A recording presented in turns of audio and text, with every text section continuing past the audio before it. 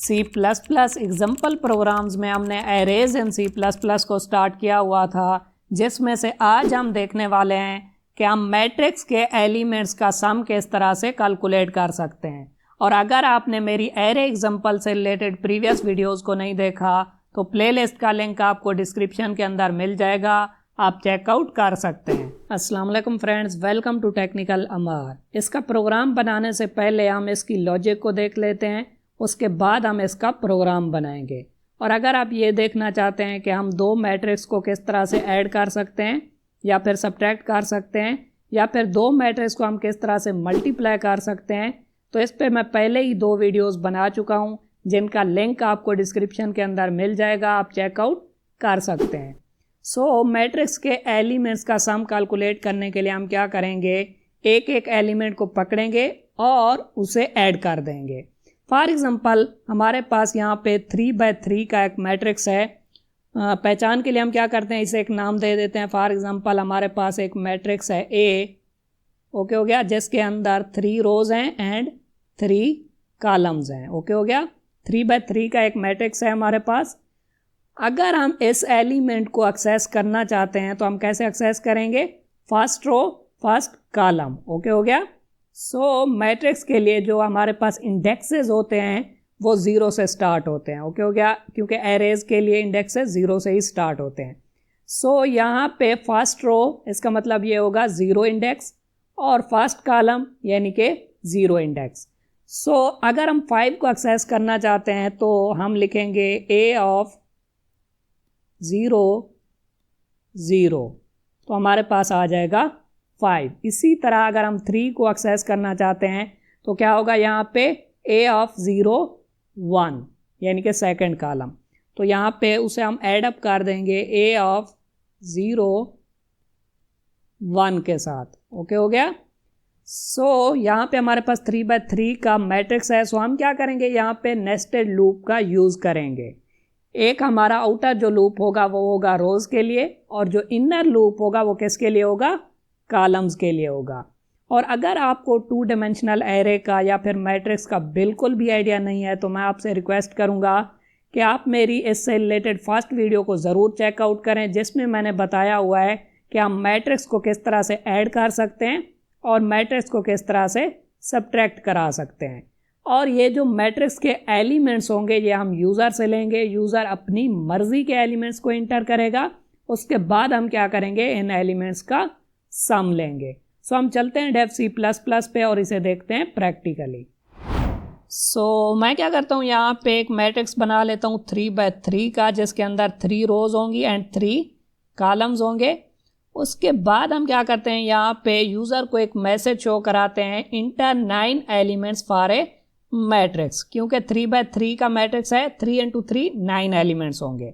So enter 9 elements for a matrix.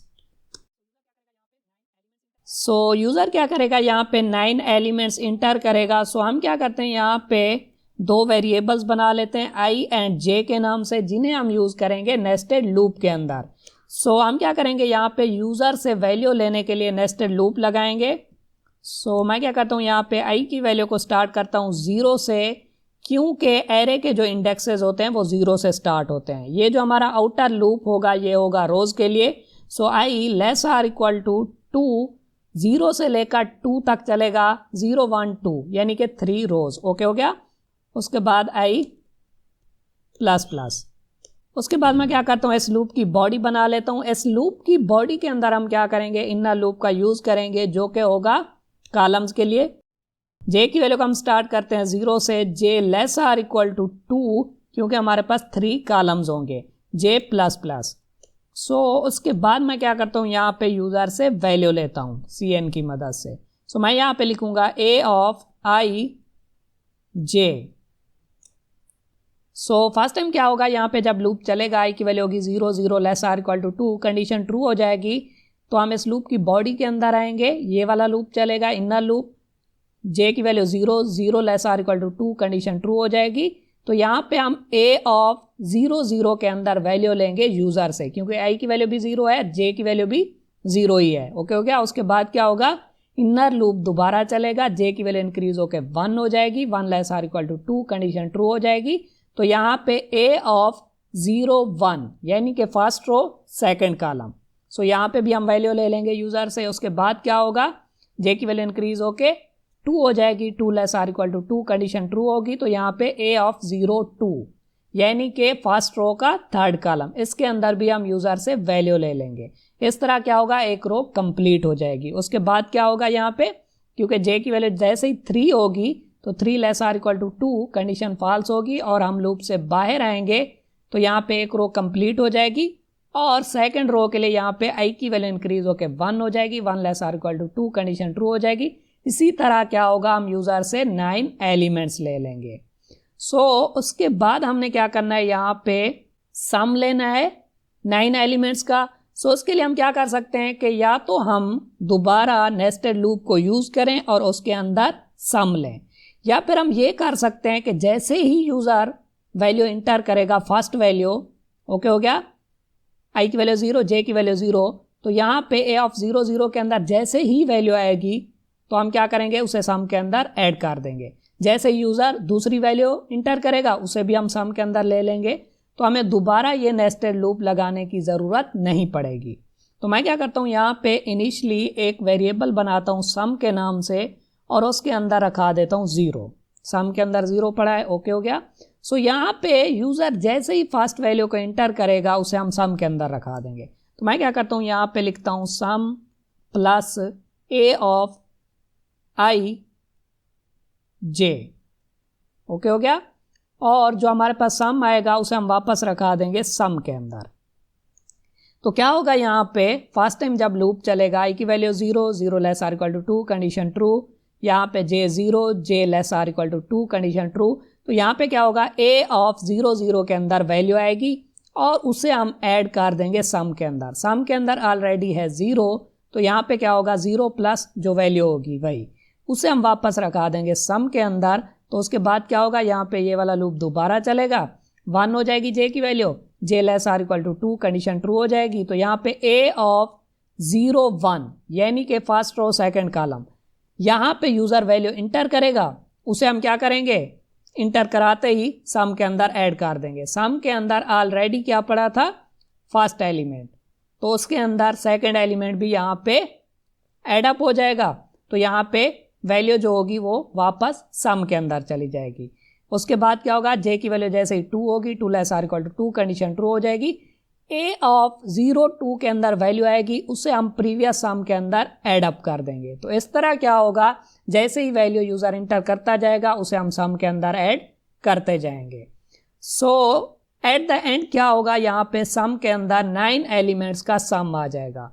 मैं क्या करता हूँ, यहाँ पे प्रिंट कराता हूँ c out sum of elements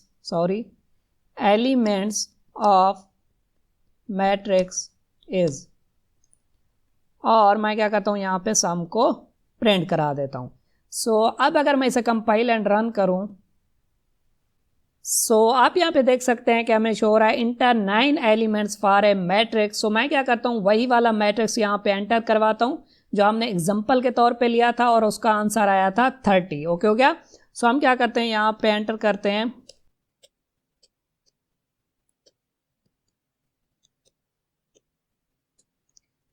आप यहाँ पे देख सकते हैं कि हमें शो हो रहा है sum of elements of matrix is 30। Array से रिलेटेड और भी बहुत से एग्जाम्पल प्रोग्राम्स आने वाले हैं। आप क्या करें, मेरी एरे एग्जाम्पल्स इन C++ वाली प्लेलिस्ट को यहाँ से एक्सेस करें, और अगर आप किसी भी टॉपिक से रिलेटेड एग्जाम्पल प्रोग्राम्स को देखना चाहते हैं तो आप मेरी C++ एग्जाम्पल प्रोग्राम वाली प्लेलिस्ट को भी यहाँ से एक्सेस कर सकते हैं। इस प्लेलिस्ट के अंदर मैंने तमाम टॉपिक से रिलेटेड एग्जाम्पल प्रोग्राम्स को कवर किया हुआ है। और अगर आप C++ को बिल्कुल बेसिक लेवल से देखना चाहते हैं तो आप मेरी C++ ट्यूटोरियल फॉर बिगनर्स वाली प्लेलिस्ट को भी यहाँ से एक्सेस कर सकते हैं। इन तीनों प्लेलिस्ट के लिंक मैं आपको डिस्क्रिप्शन के अंदर भी दे दूंगा और आई बटन के अंदर भी दे दूंगा। वीडियो अच्छी लगी हो तो वीडियो को लाइक करें और चैनल को सब्सक्राइब करें। Thank you.